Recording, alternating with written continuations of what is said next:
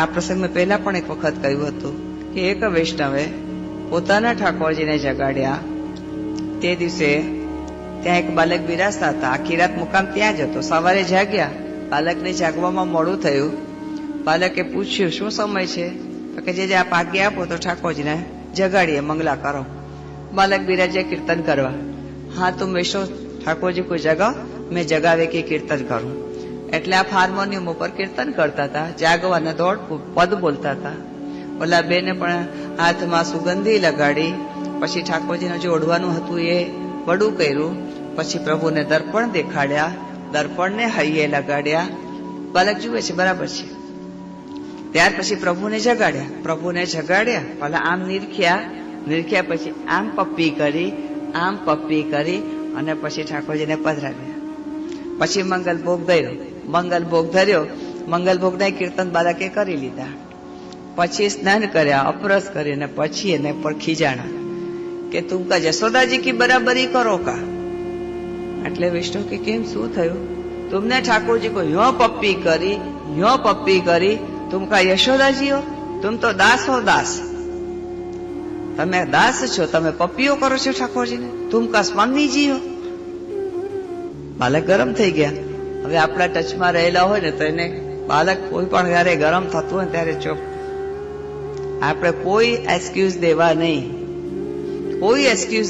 જે થતું હોય થવા દો. તથેવ દસ્ય લીલેતી મત્વા અચિંતા ધૃતમ ત્યજેત. કે જે હું તો સાવ ચૂપ થઈ ગઈ, બોલી જ નહીં.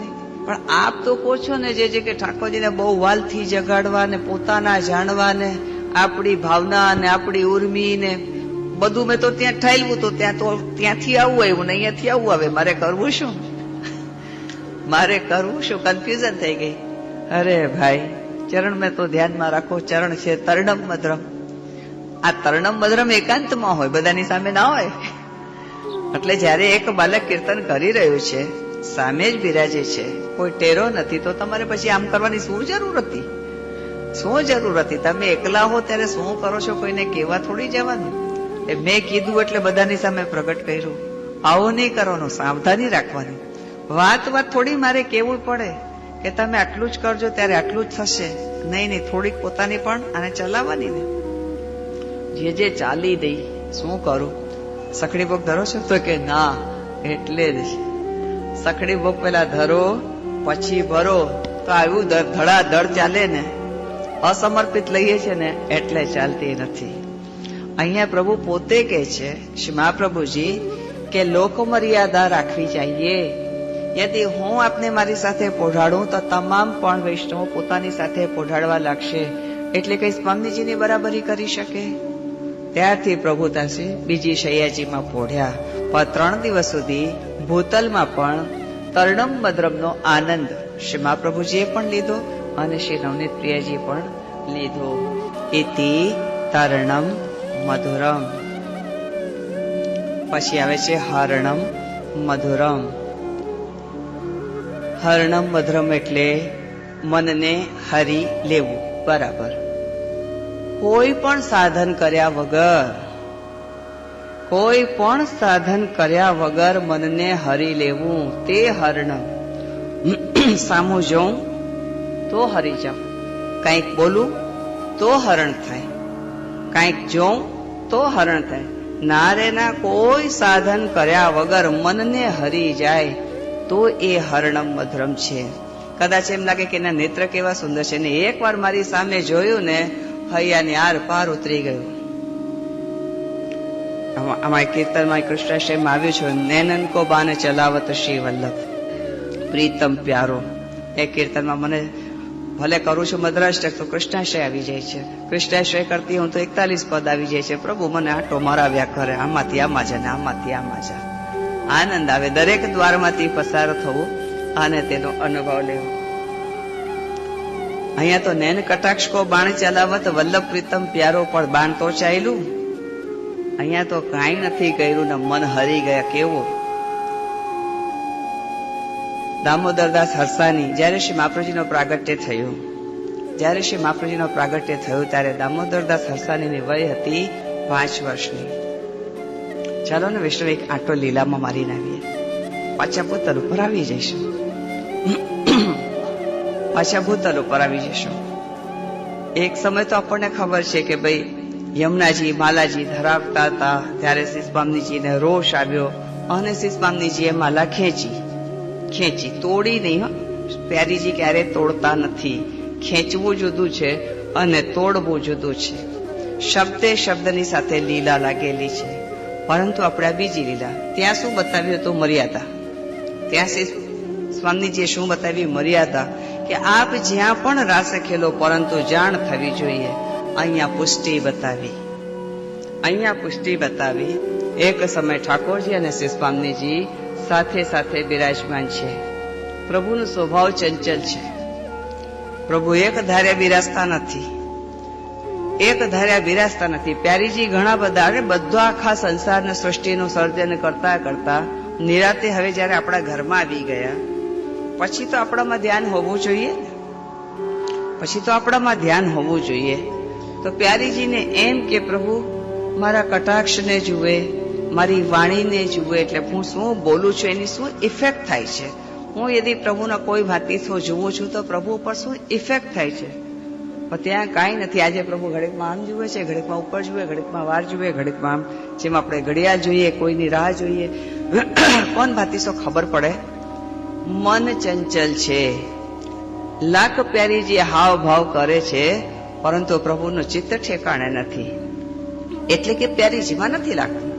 પ્યારીજી તો ચતુર શિરોમણી છે. પ્યારીજીએ તરત પૂછ્યું, પ્રભુ આજ આપકો મન કહા હૈ? તાહી ક્ષણ પ્રભુ કહે છે કે આજ મેરો મન એક ભક્ત કે વહાં હૈ. અરે પ્યારીજી મનમાં વિચાર કરે, એવો તે કેવો ભક્ત કે મારી હાજરી હોવા ઉપરાંત આજ પ્રભુનો મન હરી ગયો. ત્યારે પ્રભુ બિરાજતા, પ્યારીજી બિરાજતા હોય ત્યારે બીજા કોઈ ખ્યાલ નથી આવતા. માત્ર શ્રી પ્યારીજી ચતુર શિરોમણી છે.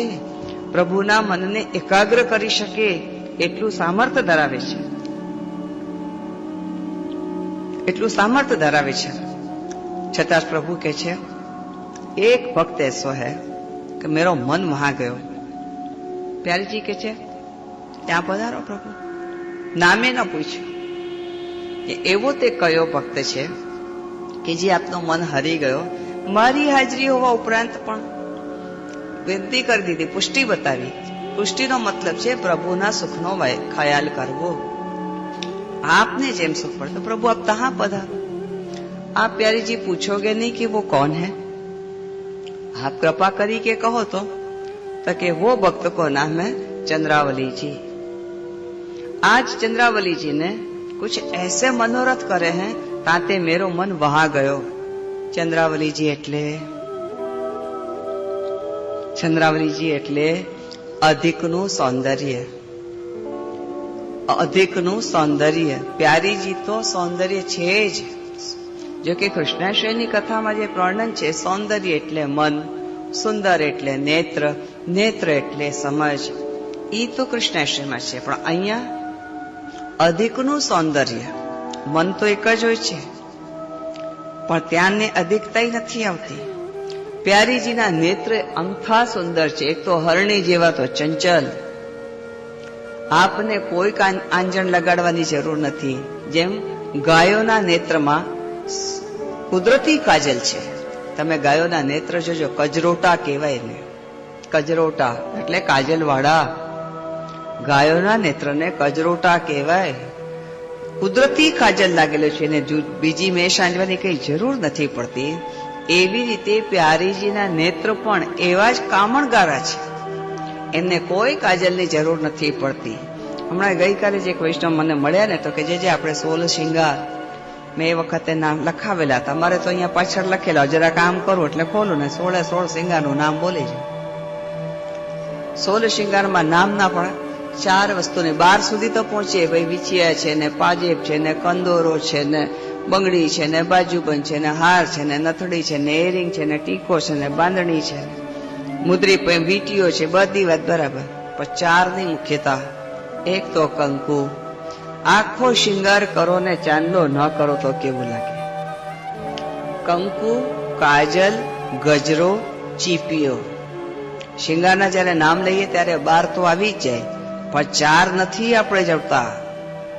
16 શિંગાર નામ બધાને સાંભળી લીધા. 16 શિંગારમાં શું મુખ્યતા છે? કંકુ, કાજલ, ગજરો અને ચીપિયો અંદર ખોસવાનું.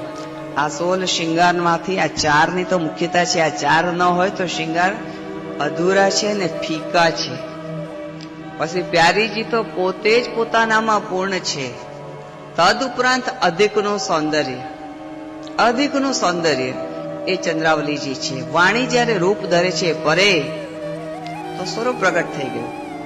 એવી જ રીતે આપણે પણ નિત્યની ભાંતિ ભલે ને તૈયાર થાવ, રોજ આપ કાજલ ના લગાડો તો ચાલે, પણ જે દિવસે લગાડો ને આજ કંઈક જુદું લાગે છે, તરત આપણને એમ થાય કે આજે કંઈક જુદું લાગે છે. સૌંદર્ય વધ્યું. આંજણ આંજીએ ને તો સૌંદર્ય વધે. અરે પ્યારીજીના નેત્ર તો અમથા કામણગારા છે. તદ ઉપરાંત અધિકનું સૌંદર્ય એટલે એમને પણ કોઈ આંજણ આંજવાની જરૂર નથી. એટલે પણ પ્રભુ તરફ જોવું જ એટલી મધુરતાથી કે પ્રભુ પાણી થઈ જાય. બસ એ જોવાની જે હાવભાવ છે એ જ ચંદ્રાવલીજી. રૂપ ધર્યું આ જ ચંદ્રાવલીજી. આપના શ્રીહસ્ત એટલા સુંદર છે, એને કંઈક આભરણ ધર્યા હોય તોય સુંદર છે, અને ન ધર્યા હોય તોય સુંદર છે. જરાક શ્રીહસ્ત આમ કરે છે ને તો એમની કોમલતા, નાજુકતા એમ લાગે કે નિતરતું લાવણ્ય. એને કોઈ જરૂરી નથી કે મુદ્રિકા પહેરું ને પૂંછી પહેરું ને આટલી વંગડી પહેરું, કોઈ જરૂરી નથી.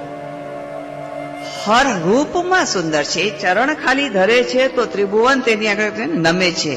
એના ચરણ એટલા સુંદર છે. પછી એમાં તમે ઝાંઝર ધરાવો, પીછિયા ધરાવો, એ અધિકનું સૌંદર્ય, એ ચંદ્રાવલીજી.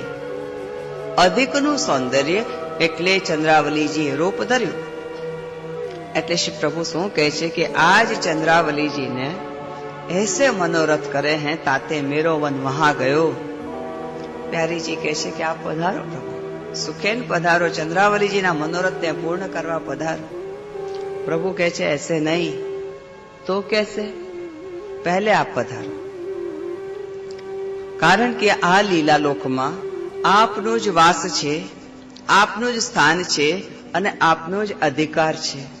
વિષ્ણુ જયારે ઠાકોરજી અને પ્રિયા પ્રીતમ એકાંતમાં બિરાજ્યા હોય અને જયારે આપના કોઈ મનોરથની આવી એકાંતિક કઈક વાતો થતી હોય કે આપણને ત્યાં જવાનું છે, પ્યારીજીએ કીધું કે આપ પધારો. તો કે નહીં, આ લીલા લોકમાં તો આ નિકુંજમાં આપનું જ વાસ, આપનું સ્થાન, આપનો જ અધિકાર. તેમના મનોરથ અહીંયા પૂર્ણ નહીં થાય તો ક્યાં થશે? એમના મનોરથ ભૂતલ ઉપર પૂરા થશે. તો પ્રભુ આ ભૂતલ ઉપર પધારો. પ્યારીજીએ વિનંતી કરી તો પ્રભુ આ ભૂતલ ઉપર પધારો. આજે પુષ્ટિ જ પુષ્ટિ છે, માત્ર આપનું સુખ, આપને જેમ પ્રસન્નતા હોય. પ્રભુ કહે છે ના તો શું કરું? પહેલા આપ પધારો. જેવી આજ્ઞા. જ્યારે પ્રભુએ આજ્ઞા કરી દીધી કે પહેલા આપ પધારો, એટલે શ્રી મહાપ્રભુજી ભૂતલ ઉપર પધાર્યા. આપણે બી લીલા લોકમાંથી પાછા ભૂતલ ઉપર